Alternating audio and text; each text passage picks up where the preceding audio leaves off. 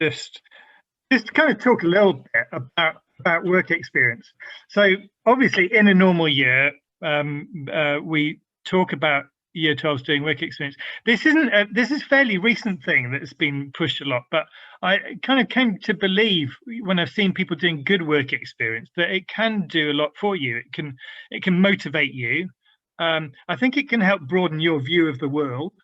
Even if that's a bit of the world that you don't end up going into, I think it's just great to have tried. I think the process of trying things out is really important. You can see things you didn't know ever existed. They might not have been what you intended to do in the first place. Most of us, I guess, who are in jobs are probably in things that we didn't intend to be in the first place. It gives you something to discuss at interviews, because it shows that you've been proactive in the past. It can help you to see what you don't want to do, as well as what you do want to do. You might have suddenly thought, actually, I don't want to do that now, and it's been good to find that out. And it can make you realize things about yourself. So I think work experience can be really valuable. It's really stressed that it was different to kind of year 10 type work experience, where that might be just getting used to what it's like to be out 9 to 5 and so forth. It's really about trying to find things that you're genuinely very interested in. So tonight we're going to have two conversations with two people about their jobs or sectors of work. Obviously, we can't, you know, you all might have different views of things that you want to go into, and we can't interview everybody, but the point is really thinking about the process. So what can you find out when you start talking to people about their jobs? We're also going to show you some resources for online work experience, which I think there'll be bits which could interest lots of different people. And you know, sometimes there might just be 2 or 3 things which stick in your mind from this, and that become relevant to you at a later stage. That might be later this year. It might be in 4 or 5 years' time. I'm going to say that this is not about UCAS university courses. We're going to have a separate evening on that. So that's not what we're addressing at the moment. As you're listening to us having chats with people, you can think, what would I want to ask? How would I get to know such and such? Feel free to contribute into the chat. So I think you can message Mrs. Cruz directly, or I'm not sure how the chat's going to work, but feel free I'm going to try and keep an eye on it. So if you've got a question, you can put it in, and then I'll try and field that and chip in at appropriate moments with questions. And I just wanted to add to what Mr. Fleck was saying. Just be very open-minded, be very broad in your thinking about this evening, and there will be something that you can relate to, something you want to know about or do in the future. Before you continue, Mr. Fleck, I just need to view the waiting room.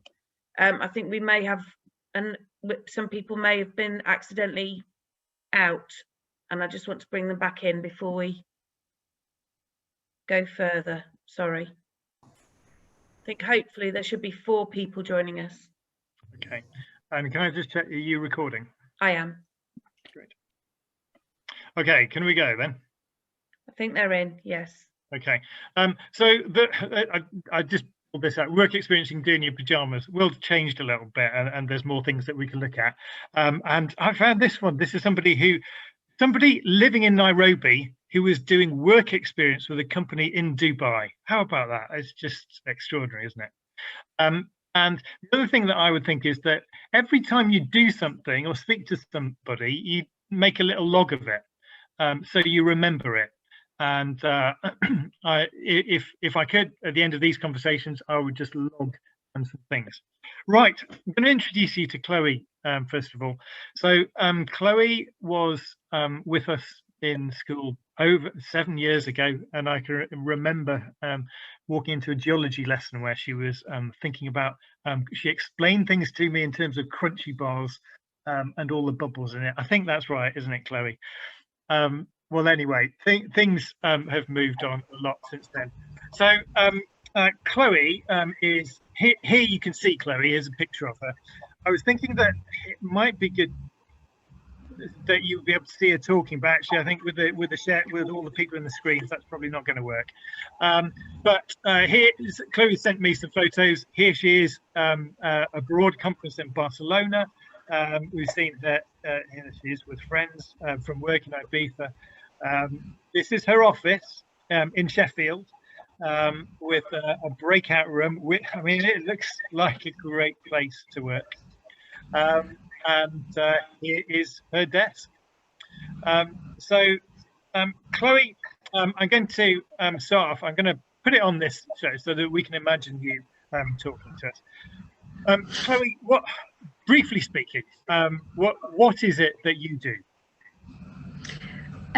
Yes, so my job title is health economist, which when I tell people I'm a health economist, they mostly just say, well, what is that? And I didn't know what it was when before I even applied for the job, so I think it's an absolutely fair question. So what my job entails is so we work closely with pharmaceutical companies who are developing a new treatment, and what we do is help them in the very last stage of how they get their drug, onto the market so that it's given in clinical practice on the NHS. And we help them show the value for money, basically, for their drug. So we assess the cost effectiveness of a drug, and so we basically say, well, how much does it cost, and how much health benefit does it give, and is that good value for money? So it's to try and help the NHS control their budget, so they're not spending loads of money on really expensive drugs or drugs that actually don't really do much. Okay, you started answering this, I guess, when I was going to say why does this industry matter, because I guess part of our motivations for going into work is to think, what does this matter? So why do you think the industry matters? I think the industry matters because I did economics at uni, and now I'm an economist, and what economics is all about is deciding how you divide finite resources to meet infinite needs. So in England, for example, there are infinite healthcare needs, but there's a finite NHS budget. So if you don't think about how you assign that budget properly, then it's the health of the nation is at risk, and you're not maximising it. If you say, oh, we're going to put all our money into asthma, it's like, what about all the other people with health conditions? So it's about finding that balance in healthcare budgets. Okay. Now, can you describe a day when you really enjoyed your job? Yes, I can. And this actually happened last week, and I'm really excited that this talk has coincided with that. So for the past 3 or so years, I've been working on a particular drug, which is a treatment for colorectal cancer. And the pharmaceutical company approached us with this drug 3 years ago. And for the past 3 years, we've been working on building an economic model to try and show how much it costs and how much health benefit it gives patients. And then what we did with all that evidence after we'd modelled that is submit it to the NHS and said, here's the value for money that we think this drug is. And just last Friday, the NHS released guidance recommending that drug on the NHS. So basically, now that's been recommended by the kind of health authority. So in 3 months' time, that drug is going to be available on the NHS for literally hundreds of patients in England are going to be able to receive that drug. And it's such a good drug. We dealt with all the clinical trial data, and I've heard, from patients who've had the drug, and I've heard from doctors who really want to prescribe this drug, and it's going to save so many lives. And to hear that news last week, that I had, even a tiny part to play in that, made me absolutely thrilled. So that was a really good day last Friday. So that, I mean, that feels quite emotional, really. I mean, it strikes me it's quite emotional. It's quite long term. You know, 3 years is a long time span to be involved with something. Yeah. I guess some jobs have kind of more instant hits Yeah. of what you're doing, and that's quite a long time scale. Okay, so you must probably face disappointments as well. I'm just thinking off the cuff here. What are there some challenges which you find quite difficult in the job? Yeah, I think the most common challenge we find is that a client comes to us with a drug that works and will help patients, but the price they want to charge is just way too high, and the NHS will never go for it. So we have to then be the people who say, you know, your drug's good, but if you want to get it accepted onto markets in England, you need to lower the price, and the clients don't like that sometimes. So a lot of my job is, you know, people management, as well as I mentioned before, building economic models. It's about dealing with clients and like hoping that they'll lower the price of the drug, because otherwise patients won't benefit from it. Okay, that makes me think. Quite a lot of people will come and say, I want a job where I work with people. It's a really common thing to think and feel.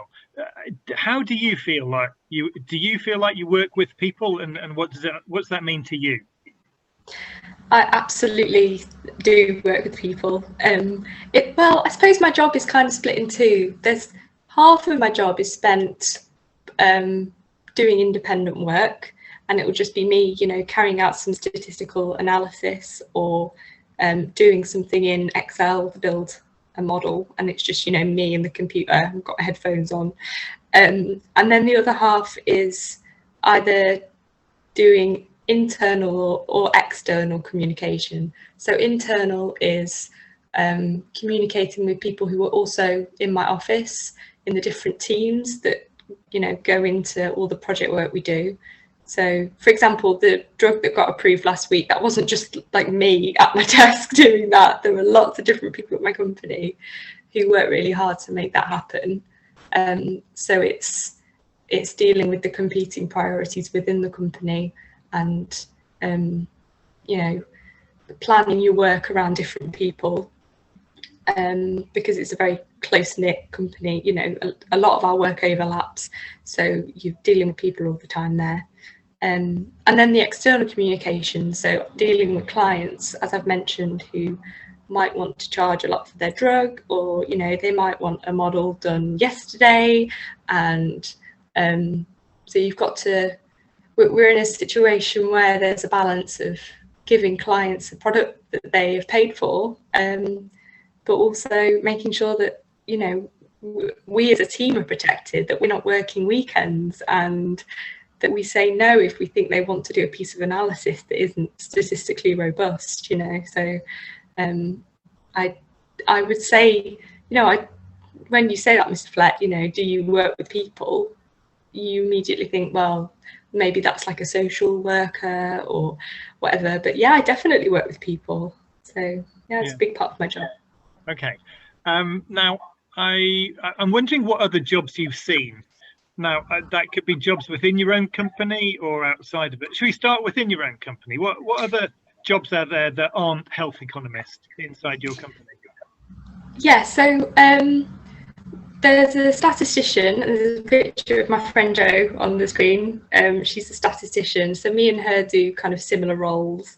We do like technical data analysis, you know, getting into the nitty-gritty of data, which isn't for everyone, but if you're really nerdy like me, then that's always fun.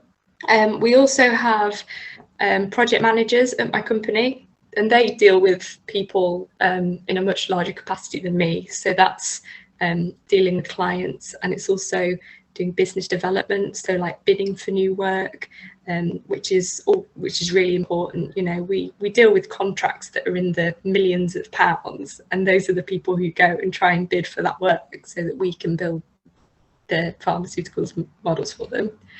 Okay, I'm just going to stop you there for 1 second. So these project managers, that's very different. You don't need a maths degree for that. you don't, do you need a science degree for that? Some of our project managers have like biology and chemistry backgrounds, which are useful because someone like me who's got a background in economics, like when it comes to the clinical parts of my job, I get a bit stuck. So I'll go over to the project managers in the office, or we've got some clinical evidence reviewers, and I say, you know, what does this mean? But yeah, so the project managers not necessarily need a degree. So, and what type of people are they compared to you? I mean, if we're thinking more of the kind of commercial people, how are they different? Can you see different qualities? They're probably more, they're more like extroverted and outspoken, and they are like really happy to stick up for their own team, you know, to say to a client when a client's demanding something that's too much, they will say, you know, actually we can't do that, or we can, but we need more money for it. So they've got like a really good business acumen, and they are someone you'd want on your side in a fight. So for students listening, for an example you might relate to, that might be Mrs. Cruz, I think, in my mind. I mean, I don't want to offend anyone, but that would students might be able to relate to that. Okay, so that's them. Any other interesting jobs which are non-kind of maths, non-science jobs? Yeah, so there's also a lot of, so everything I've mentioned there is kind of external, and we call that like, you know, client facing, but there's a lot that goes on in the background of my company to keep it running. So we have a communications department, and what they do is deal with, you know, if we write journal articles and manuscripts, they help like advertise that on the website. They will do graphic design to, you know, get our brand across and to try and get in new clients, because we need new clients all the time to keep growing. And or they'll create videos or social media campaigns. So that's communications, that's their own like bubble. And the people in communications have all sorts of degrees. They have, you know, degrees that help with written communication, like history and English. There are some people who haven't done degrees but have got lots of experience in like graphic design. So yeah, that's another area of the business, communications. And then we also have people like that you'll get in a standard company like mine, so like finance, HR, and those are also, if you kind of want to deal with people and don't necessarily need a degree, they're really interesting jobs, you know, like you could say someone, you know, you could hear someone say, oh, I work in finance, and you're like, well, what does that mean? But for the people in my company, that's dealing with those like £1 million contracts. So it's all very exciting times. Yeah, and I guess those are all jobs where you come from a general degree, but you found an industry where you think actually this is important, and that might be important and interesting to people to get involved in.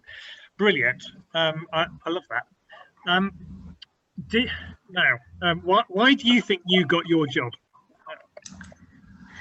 I think when I think back to my interview day, which was back in 2017, which feels like a long time ago, I think the one thing that probably I stood out was my enthusiasm for the field of health.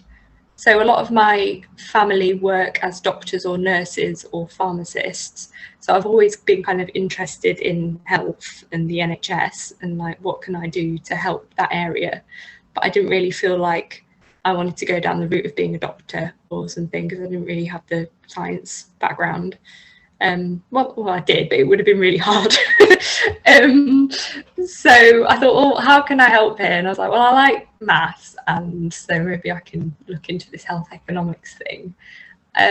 So yeah, when I got there, I just sort of was gushing about like how wonderful would it be to, you know, help in any way I can to improve the healthcare of this country, because I feel like you haven't got anything if you haven't got your health. So as you say, you know, in my economics degree, we did various modules on different types of economics. And one of them was health economics, and that's really where I got interested in this and was able to like specialise. So yeah, it wasn't even me being like particularly good at maths or have a particularly strong degree. It was literally just because I was banging on about how much I wanted to work in healthcare. Lovely. I'm going to ask you a final question, and then if there are any other questions which have popped up from other people for Chloe, then Ms. Cruz will think about them. Have you got any tips? You know, you're kind of speaking like you're speaking in the Wealdon Hall to some students at Highfields and sixth form at the minute about their kind of pursuit of a job eventually. What are your tips? I think my number one tip actually is to not feel like there's a particular path you need to go down and you must follow. You know, there's no like one route to go down anything. I did an economics degree, as I mentioned, and everyone around me was doing accountancy courses. So I was like, oh well, I'll do an accountancy course then. So I applied for them and I wasn't getting any jobs, and I realised it's because I didn't want to do that. And it was really weird. I had like an epiphany. I was like, do you know what? Do I really want to spend my life being a management accountant? And I realised, no, I don't. So I literally just went on Google, typed in economist jobs Sheffield or something, and this one was the first one that came up.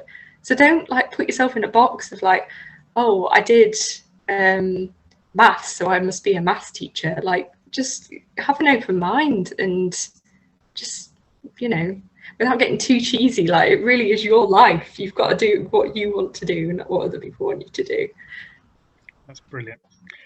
Okay, there don't need to be questions at this stage. I know Chloe has said that she's really happy to speak to anybody as a result of this who might want to further chat individually.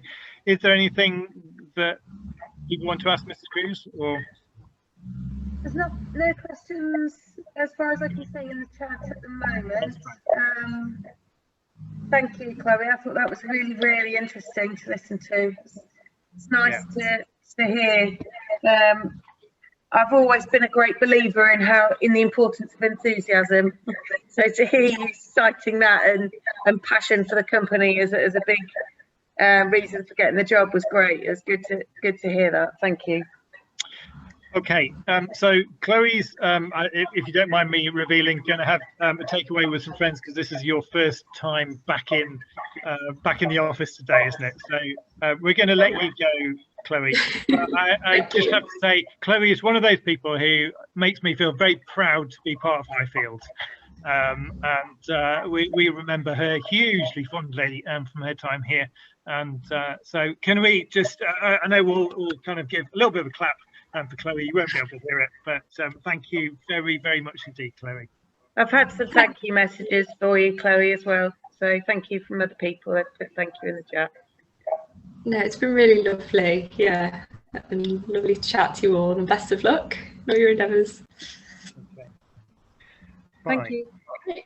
I'll go and order my Wagamama's. Yeah. Enjoy. Enjoy. Bye, everyone. Okay. So having looked at Chloe's lovely office there, I'm just going to intersperse this with a few resources that you might look at. By the way, I just on our kind of school LinkedIn profile, it might be great for parents to link into this as well, because what I want to be able to do is, if somebody says, you know, I'm interested in insurance, well, I found a former student who is there interested in insurance. We've got an animal nutritionist, property surveyor, etc. So if you want to chat with somebody like we just chatted with Chloe, then there might be somebody that we can put you in touch with. So former students for you to have a chat. Just thinking now about this kind of work experience in your pajamas. That's not a requirement, by the way, it's an option. So Forage, wow, this Forage site have been, Mr. Sargent routed this out foraged this for us, and it looks great. There's professional bodies, YouTube searches, university career departments are really interesting sources of things. So Forage is a lot of big companies and firms have created work experience packages where you can be in control. So it's not a kind of live thing where you're expected to spend a week with them doing things one-to-one, but more things that you can be in control of, where you can do the course. They will set you tasks that you can do, and they'll have people who are there feeding back on videos and things, I think, but they're available. So Clifford Chance certainly was biggest law firm in the world at one stage, and they've got something there. I just had a little route around it yesterday, and I found this design company, and so they took me through this design, tap into your intellectual curiosity, were curious, imaginative, intuitive, and then he said, look, what do you want to do? Once you've applied for this course, you can take on practical tasks and get a feel for what it's like to work at BCG, or you can gain insight into the meaningful challenges we're solving as a global team, or you can improve your skills and badges and rewards. I haven't done any of those courses, but they look great to me. And there's a whole set of different companies that you could get in. I registered with them, and it wasn't too difficult. The handy little buttons for you to have a look at, and see frequently asked questions. What's really nice about this one is that it's completely free. There are some companies who will kind of charge for work experience. For example, in the medical sector, the medical schools will say you do not need to go and pay somebody to do work experience. There's lots of other ways that we can get that for you. But there are places that you can pay for, but Forage wasn't one of them. Professional bodies often have a bit of kind of virtual work experience linked to them now. I put this out because of Medical Research and Medical Schools Council, but they created virtual work experience and Observe GP. But the thing is, you kind of use that creatively. If you're interested in any other job in the health service, you know, dig into that, because there'll be lots of stuff that is relevant to, you know, just a way of thinking and things that you could say in an interview. There are some MOOCs, which are massive open online courses. This was one for vet school, and one of our students did this course last year. They got a place in vet, and they talked about it in their personal statement. So it's great to be able to talk about this in your personal statements. If you have a look at the NHS, 350 careers it says there, and I look here on their website, you can explore roles. You've got real life. Is where I get cut off because I can't see the screen because of Zoom, but real life stories. So hear from our staff about their careers, and you can do compare health roles at the same time. So on that page of their website, loads to have a look at. I just went onto YouTube for physiotherapy and put in physiotherapy virtual work experience, and something popped up. Whatever you're interested in, go to YouTube, put in it, and look at virtual work experience. See what comes up. Mr. Sargent found these made in Chesterfield, so kind of more local companies had put on some videos of what it's like to work in their places. Journalism, you know, so I put in virtual work experience and journalism, and this body came up, and it was showing how it was willing to link you with freelance journalists. Now, university career services can be quite good sources for things. So this is Sheffield. And you can see that they've got quite a list of interesting questions there. And a lot of those you can access whoever you are. You don't have to go to Sheffield Uni to get on. Occasionally you do, but you don't always have to. And they've got interesting things like graduate case studies. You can come at these from different directions. So you can put in French and see, if you go and study a French degree, where do their graduates end up, and you can find case studies of where they've ended up, or you can find an area of work, and then you can see all their graduates who said, yeah, I've gone on to do that work, and you see all the different degrees they've come from. University of Nottingham, online work experience, they've got little bits and links stuff. You have to be a bit persistent. You know, some things won't work for you, but like persistence and creativity in your search is important. Good. Right.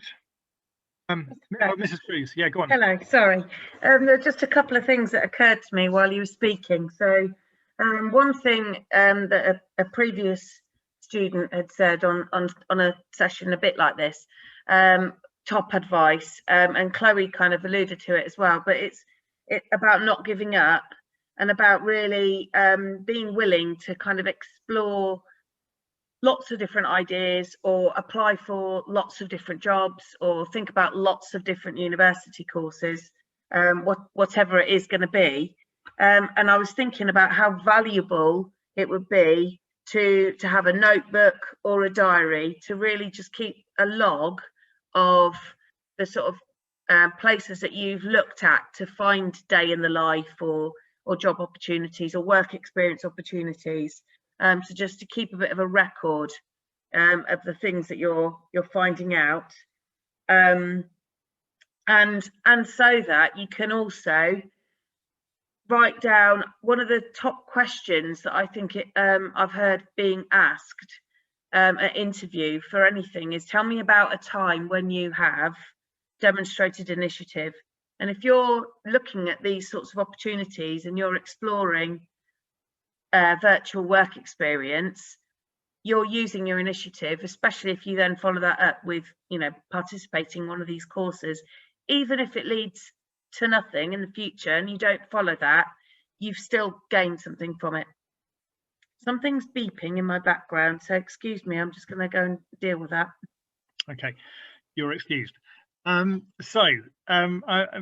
kind of moving on now, and I've got some colours up here on the screen, and that's because we're about to talk to Phil Patterson. I'm really grateful to Phil. Way back in September, he after our last joint meeting with you all, volunteered to help out in any capacity. And when I got chatting with Phil about what he does, I thought he's got so much knowledge of lots of different things that it's really interesting to chat to him. So it's different to Chloe in a way, because Phil's been doing has been in his line of work for quite a long time. So I guess you get a different overview. So in your own research, talking to somebody who's fairly new to the job, like Chloe, who's been in her job for about 4 years, you then get something different when you talk to somebody who's been in their line of work for a long time. Without trying to call you an old codger, Phil, but going to be interesting to have a chat.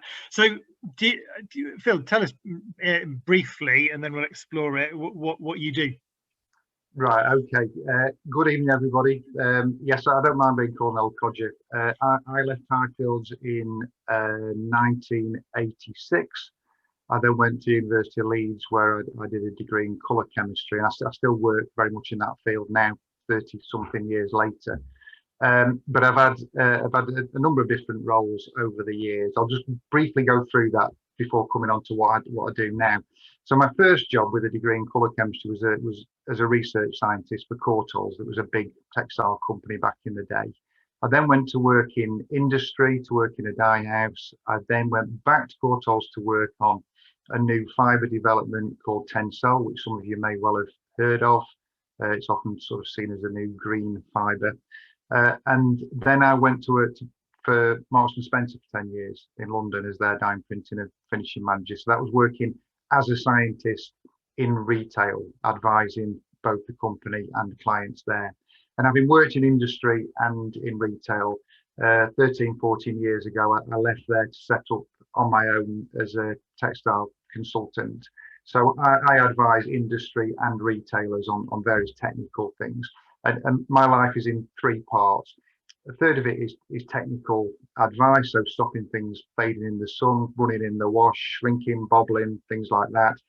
A third of it is restricted substances, managing chemicals, which is very, very sort of important nowadays. And then a third of it is sustainability, which is the more interesting bit, using less water, using less chemicals, making the world a better place.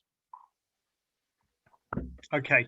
So that's interesting, and that kind of, so you're one of the type of people who's meant that I can bung anything into the washing machine these days, and I don't need to divide out a colour wash and a whitewash. I'd like to think so, but there's a lot of cheap, nasty rubbish out there at the minute, okay. So I wouldn't advise it. Yeah. Okay. Right. So Can I ask you the same question I asked Chloe? Like a day that you enjoyed. So, like, can you describe a day in your life where you think that's been a satisfying day? There's been, I'm that old. There's been a lot of satisfying days. An interesting day was when I worked at Marks and Spencer. I'm one of the few people in the world that's probably banned their own invention. So when I worked as a research scientist, I invented a yarn that would stop people smelling by incorporating chemicals into it. And then when I worked at M&S, I banned it because the chemicals weren't very clever. So I'm fairly unique. Not many people do that in their career. Okay. And so that kind of requires like technical knowledge. It's that interface that I'm finding interesting. The interface between retail and science. So how do you find dealing? You must come across different types of people in that. Very much so, and you're correct. I do a lot of my work on that interface. So the retailers quite often come to me and ask for advice on what's happening in industry and how do they control things. And quite often people from industry come to me and say, I've got this new invention, how do I get it into retail, or how do I modify it to get it into retail? And I've got this sort of being the same person, two personas, because the technical people, the engineers, the scientists in industry see me as this sort of commercial spiv who knows the commercial world, and the guys in retail see me as this dweeb in a white coat, this sort of super techie person. So that translation service that I offer to people, it is quite interesting. And I do have to deal with a lot of different people. Some people that are superb scientists, I'm not fit to lace their shoes. And also a lot of creative people in retail, a lot of really, people that are commercial, people that are creative, not scientific at all. And coming back to something you said earlier about dealing with people, I deal with people all the time. And one of the key things throughout my career and throughout anybody's career is communication. And to be able to communicate things clearly is really, really important. And one thing that you do find as a scientist, quite often you have to dumb things down to make it understandable. And the bad scientists are those who try and impress people with how much they know. The good scientists are people that communicate things clearly. Okay. Can you tell us a little bit more, your insight into retail? Because I'm just interested a little bit about the people on the commercial side in retail, because they won't be scientists. But what kind of pressures are they under, and what kind of personal qualities do you think suit that kind of job? There are multiple roles in retailers.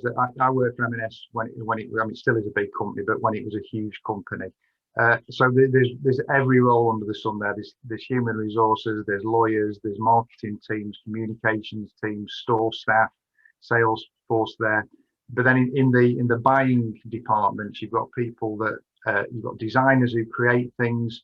You've got buyers who deal with all the finance. You've got merchandisers who do all the logistics of what needs to go where, when. And for what I would say is that if anybody wants to talk to me about roles in retail or in a factory or in a chemical company, anything, please talk to me at any stage. I'm happy to help, because I can talk for hours on these various different roles. What I would say is for roles in retail, it's very, very exciting. It's very fast moving and getting faster.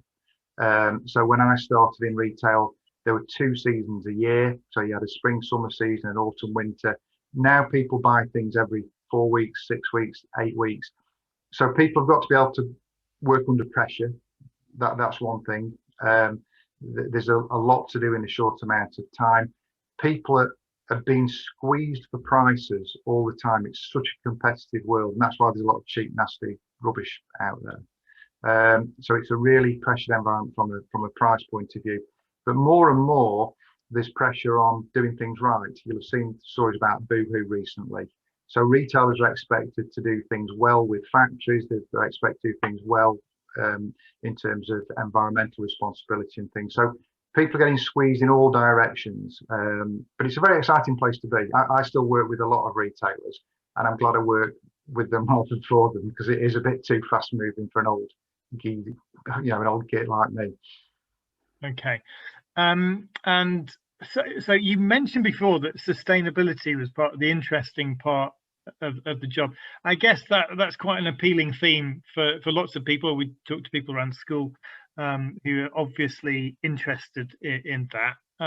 Have you got any observations about that, and if people have that kind of passion, what kind of opportunities there are? The opportunities are huge. I mean, the textile industry is massive. There's something like 70 million people working textiles globally. There's 500,000 plus working textiles in the UK, even though the industry's nothing like as big as it was. And it uses a vast amount of water, a vast amount of energy, a vast amount of chemicals, and the opportunities to improve are there. So people tend to see the things like organic cotton, recycled polyester, the what things are made of. And there's a lot of opportunities in that area as well with new materials, but the how things are made, working with factories, working with brands to set standards. There's huge numbers of opportunities there. So it's a really exciting place to be in terms of sustainability in textiles. It's really, really vibrant. There's a lot going on. Thank you. Now I'm thinking we talked a little bit before about lawyers, because you deal with lawyers, through your own business, don't you? Would you be able to paint for us a little, and these might be caricatures, I guess. So if you don't want to do this, don't. But like the difference between, say, a fashion designer and a lawyer. What you've seen both of them a little bit. What the different kind of qualities that might be involved there?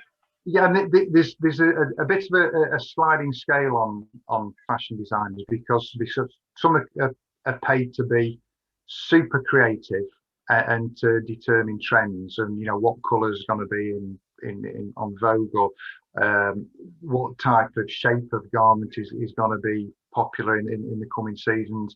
And then there are other designers that actually have to know how to make a shoe or have to know how to make a dress.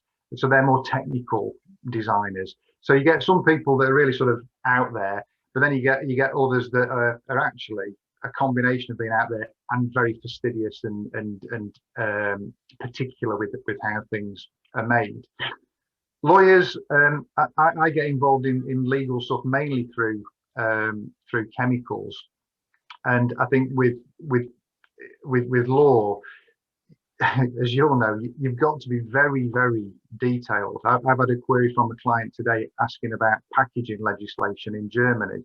Now, I'm not a packaging expert, and I've been Googling on European websites, and the way things are written in legalese is quite particular. So you've got to be a very, very detailed person to be a lawyer. And it's not always simple. There's lots of loopholes there. There's lots of things that aren't clear.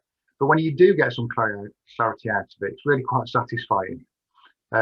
It's a strange thing, law, where it isn't absolutely clear. And if you think about, what do you need to do to be legal driving your car? There's like 18 different pieces of legislation apply. There isn't just one thing that says this is what you do. And it's the same for legislation for textiles or for plastics or materials or anything like that. So you've got to be tenacious to be involved. So you've got to be capable of being tenacious and pedantic, but then, like you were saying about the good scientist, but the good lawyer is somebody who can explain it in understandable terms at the end of the day, rather than bamboozling with lots of different technical terms. Yeah. Great, thank you, Phil. Have you got any general tips for people as they go off on their search for their area? What I would say is ask people for their views on careers. Before I went to university, I looked at courses. I actually went to a few universities through contacts of mine to talk to people on various courses. Do your research. I would say do something you enjoy. You're going to put more work into it if you enjoy it. I can be a bit of a fuddy-duddy and say, well, try and do something that's useful and enjoyable, because you know, it's okay doing something very, very enjoyable, but if it doesn't pay the bills, then does it continue to be enjoyable? So if you can get that sweet spot of enjoyable and useful, and one thing somebody always said to me is, you know, do a good job and the money will follow, and it's absolutely correct. Not that I'm, you know, super rich or whatever. What I'm saying is that don't go chasing a really high paid job that you're not going to like. You do a good job, you enjoy doing a good job, and you know, you'll find your path, and if you work hard and you're good at it, you'll find something that rewards you well. You're on mute, Mr. Fleck. Thank you. I was trying to get through a whole Zoom without doing that. Phil, thank you ever so much for that. I think that's given us another taste, another realization that people around you probably know lots about, you know, lots of different jobs, and the more you talk, the more you get a sense of where you might fit in. So thank you. Again, if anybody's got any questions for Phil, I know you're very happy to talk to people. You've already said so, on an individual basis. Mrs. Cruz, if there's anything there, you can let us know. Otherwise, thank you. Yeah, there aren't any direct questions at the moment. Again, I just want to say thank you very much. I was thinking, what did I get out of listening to that? And I thought it was really lovely. I feel quite inspired that actually, even we've had some challenging times, all of us, but even still, it feels, listening tonight, like there is a world of opportunity out there. It's exciting, it's interesting. There's a wide variety of companies with a wide range of roles, and lots of different skill sets within that. So it's very encouraging to hear about the importance of ethics and sustainability amongst it all as well. So that was good. I had my geography hat on then, but it was nice to hear. Thank you ever so much. I thought it was really interesting and engaging. Okay, so thank you. Now I'm kind of speaking to students now, and then we've got a section of students and parents. Out of all of this, I kind of get different reactions from people. So some people feel like, my friends know what they're going to do and I don't, and I'm quite stressed by that. And actually, you don't need to know what you want to do at this stage. It might well be that you're just really interested in a subject and you think you're going to go off and study that at university, and you will find your way from there, and that's absolutely fine. Don't feel under pressure. There'll be ways of it, but you know, these kinds of chats might be things that you do a little bit later on. There might be some of you who feel quite set on what you're going to do, and actually building up your research and your little diaries so that you've got something to say or talk about becomes important now. Some of you might be thinking, I'm wanting an apprenticeship after sixth form rather than going off to university. And I think what you need to be doing is, you know, having these chats so that you can show when you go to an interview. It might be that you can't be too picky about the job that you can get in the local area, but what will be impressive is actually showing, well, I've spoken to various people. Actually, I spoke to this person. I decided that wasn't for me, but you know, which is why I'm applying for your job, because I really want this. Okay, so I'm now going to just take you through a little bit on Unifrog. Now, students might well kind of feel like they've seen these bits before, but parents might not.